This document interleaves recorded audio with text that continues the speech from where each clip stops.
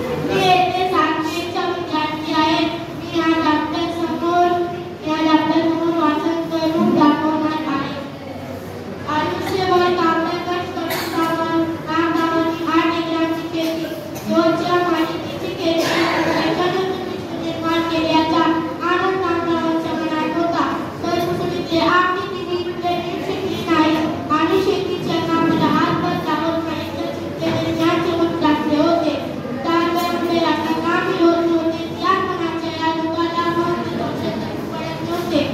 छानेवर पडते त्या रामरावांच्या डोळ्यांसमोर आले. तरुण त्याचे आपल्या पुस्तकात घ्यायच्या मंत्री 25 वर्षाचे